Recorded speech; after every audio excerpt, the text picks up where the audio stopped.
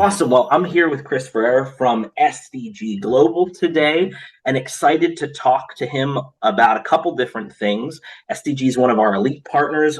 Love working with them. When I hear certain words, pharmaceutical, other different things, this is who I go to kind of talk those things out and how they've already done a ton of stuff with Qlik in that medical device, in that medical pharmaceutical world. So excited to have him here. Chris, thanks for joining me today. Appreciate it. Yeah, of course. Thanks for having me. So, Chris, before we get in, I mean, I did a terrible job of explaining SDG and their role with Qlik. But why don't you tell us a little bit about that background with Qlik, how long you guys have been a partner, and et cetera? Yeah, no, absolutely. So we've been partners with Qlik for more than 15 years.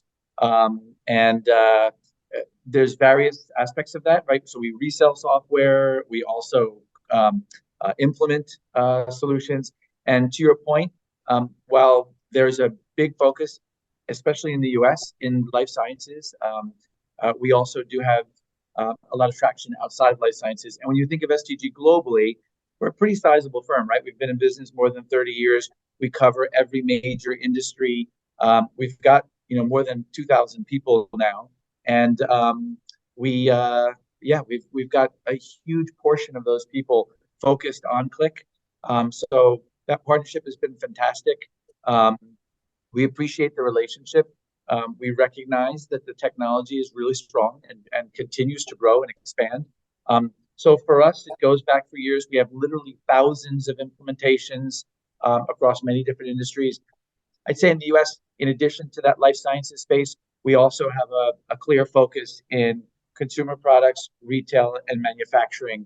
And those are the areas where we have particular depth. Excellent, excellent. Thanks for sharing. So part of why I wanted to get you on this is we were at an event together the other week and they asked you to say some things, and I thought it went excellently. So the big news kind of in the Qlik world lately is this acquisition of Talend.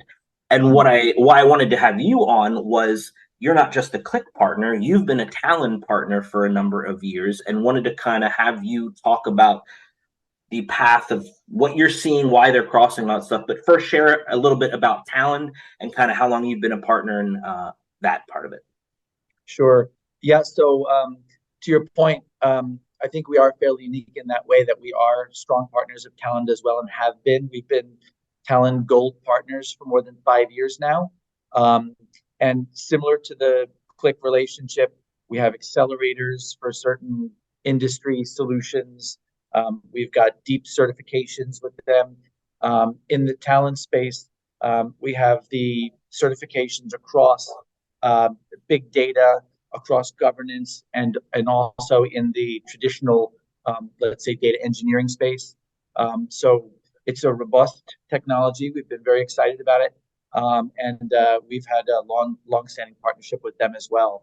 And even frankly, beyond just the partnership, like the official relationship, our teams who specialize in kind of data management and data engineering space have been using Talend for quite a long time. I mean, it's an industry leading technology and it's been for quite some time. So we value that relationship just as much. Awesome. I knew as you had shared at the event the other week, just kind of that partnership and all that. I was like, I got to get him on here to talk about this. And so you're in a unique position as part of SDG to talk about this acquisition and what you're seeing in the market because you work with both of us and why everyone's so excited. Can you share about that a little bit? Yeah, for sure. So I think if I go back and think of what we hear from our customers, you get a lot of interest in how you rethink and how you bring innovation to your analytics, kind of generally speaking. So many companies have invested in building applications, dashboards, reports, etc. And they're really focused on, well, how do I really innovate? And how do I bring more insights? And how do I bring better ways of getting that information to the business? So that's a kind of big focus right now. Many companies are recognizing that in order to do that, it's actually much more about the data and what you do with that data. It's really about bringing, let's say, intelligence, generally speaking, into the architecture, and where that intelligence, while it does exist across the whole process, where the foundation of that intelligence comes from is the data. So the talent acquisition really brings a lot of opportunity to bring that intelligence into the overall system and to allow us to come with much more proactive ways of generating, let's say, differentiated insights. Because as you're getting more and more data from more and more sources, a lot of that data is coming together. You could do a lot more with that. And so it automatically helps to empower that front end piece. So let's say the traditional Qlik Sense components, and that integration creates a lot of strength and a lot of synergy there. I think about organizations that maybe have built out some pretty robust dashboards. Well, now you can even come with additional metrics and additional, let's call them insights into that same dashboard, or you could rethink the dashboard with Qlik's migration and its capabilities into the SaaS environment, but then leveraging that power. And so that talks a little bit about the integration, bringing that intelligence. But then the other aspect, data space has really been changing a lot in the market, and Talend allows companies who maybe weren't putting as much of a focus on that to really put more intelligence into the data structure from a, let's say, governance perspective. So imagine, in the past, things were very manual and you had to worry about data quality in a kind of in one way, maybe a more manual way. Now there's things like data observability where you can build the architectures on the back end to pay attention to the data itself and make sure that it's clean and make sure that it's accurate, and to do it in an automated fashion. We're seeing much more of these architectures come together to be more powerful, and I think the integration really creates that ability to execute. Excellent. Thanks for sharing that. And that kind of puts some things, I sit in this analytics space so much. So this data integration side, data engineering side, I know enough to be dangerous, but like just hearing someone who knows it well explained again is like it continues to make sense to me and continues to give me more knowledge about how this will affect that data pipeline as it moves into the other realms of analytics and how you energize that space with ML and what if and all that different stuff. But you gotta move it right first. So that makes a ton of sense. Thanks for sharing that. So the added piece to that is kind of like why the market's excited and why we're excited about that. Why, and you shared a little bit, but dig in a little bit more on like why are customers excited for this? Why do we think this is such a great thing for them? Yeah, and I will say the one thing that I will say, I don't know if the right word is proud, but I am proud of Qlik in terms of Qlik's direction is very much focused on the market. So the reasons Qlik is happy about it and Qlik is making it happen, obviously, is because they know it's of value to their customers. Right. Yeah. So I will say, what we hear from with the customers as well is that there's definitely synergies there. The market is very fragmented. To some extent, there's trends around microservices where, you have all of these best of breed technologies that all kind of come together and, they're somewhat interchangeable. And you then start investing in all these technologies. The downside of that architecture is it's a lot, right? Customers have to maintain relationships with several technologies. Each technology in turn is focused on less and less of the overall process. And so you're dealing with more and more partners. You're dealing with the integration of all those partners. You're dealing with how those partners have to evolve their technologies. And then invariably, because some of them are focused on less, they start partnering with others to bring a similar capability. What I'm hearing from customers that are more familiar with these technologies is that one, hey, this is really good because we get the one vendor to deal with to do more things. It might not still be everything because you might be leveraging a Snowflake or you might be leveraging a Microsoft Synapse or a Redshift or something like that. But in the end, there's a lot of this that you can now bring together. So you're able to kind of create a lineage across all in a little bit of a less painful way, less vendor engagement and less kind of not engagement, but like legally, like relationships and contracts and things like that. So you have the ability to do more with less. I think that's one key thing. The other thing that's nice is if you're using any one of them, like a Talend or a Qlik, it does give you the ability to evolve at the client's pace. So imagine you're a customer that doesn't have a huge technical or technology footprint. You don't have a lot of support there. You can start with Qlik Sense, and many of them have, and they started building the data logic into those Qlik Sense applications. So there's a lot of good intelligence in that application. Well, now as you move forward with this full structure, where Qlik's starting to bring these together, that same company, as they evolve and grow and maybe start to expand their solution, they can easily take that logic and pull it back into, let's say, a more agnostic data architecture that can populate a data warehouse with that same logic that was originally built in Centers. So it allows you to evolve in a natural way. So when you're starting with, let's say, the Qlik Sense, you're now going to have the ability to bring that in and leverage what you've done and not have to necessarily rebuild everything from scratch. So there's some really good synergies from the customer's perspective. But the most important thing is you can start from where you are. Also, let's say you're more starting from a talent perspective and you have talent. What's really powerful now is oftentimes technologies like a talent, they tend to be very technical in nature. You're building out data pipelines, you're building out data warehouses, etc. It's critically important. But at the same time, in and of itself, it's not providing the business value, right? The business value is going to come from more of the what are you doing with the data?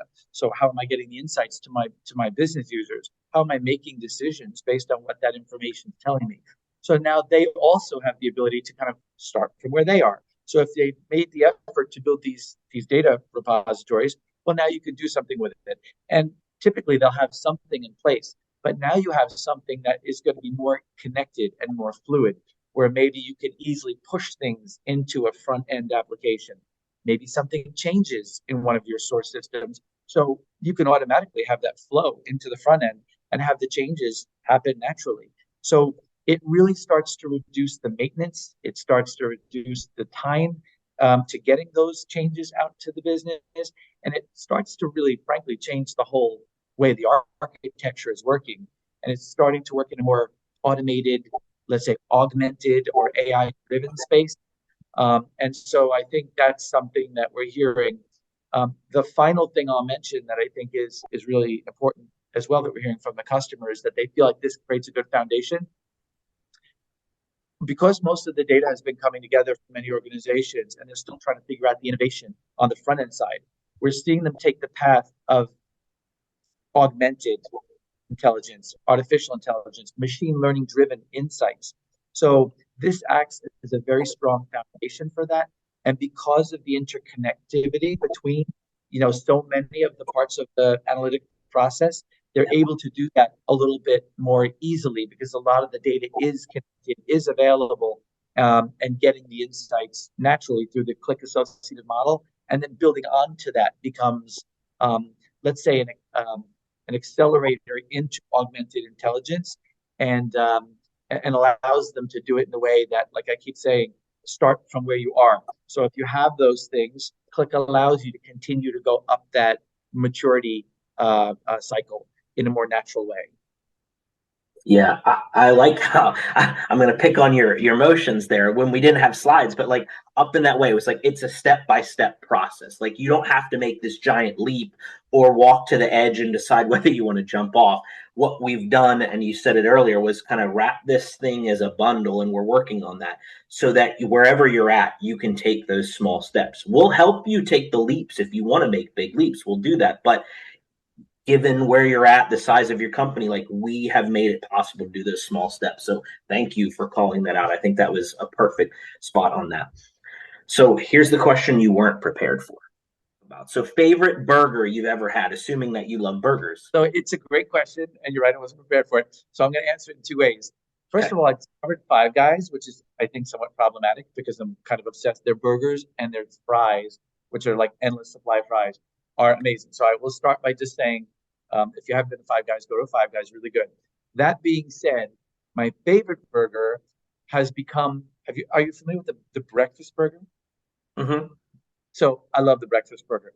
The concept initially to me was almost like ridiculous. I thought, why are we putting eggs and all this other stuff on a hamburger? It just didn't logically make sense.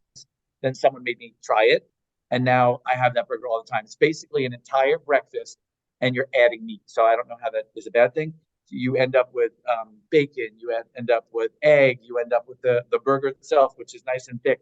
I'm obsessed with it. It's a great burger. If you haven't had it, you have to try it. So you do it with the like a gooey egg too, so you bite and it breaks. And yeah, okay. It has to be. It has to be not well done. It has to Has be to be. Yep. slightly sunny side up. So when you bite it, it kind of drips over the burger. So good point. If you like very clean food, probably not the best. But if worse comes to worse, you could turn to knife and fork if you have to. I wouldn't suggest it. I'm more of a licking of burger kind of guy. When it's suggested, and we will judge you if you go knife and fork. Let's just be honest. But yeah, I get it. I mean, a good burger, they should always come with extra napkins because it's going to end up down. So that's good. That's good. Well, thank you for answering that bizarre question at the end. No, but Chris, just thanks for joining. I think that was a great perspective on kind of where things are at, where we're going, and how to take that journey. I'm going to tag you. I'm going to tag SDG. Any questions about talent? I know you guys are apt to have them. We can get people to the right people on our side too. But just love working with you. Excited to see where this relationship, SDG and talent, continues to go. I'm excited to see where Qlik is in even a year from now with what we've been able to do and what we're continuing to do in the market. So excited. Chris, thanks for joining me. Appreciate it. Yeah, thanks for having me.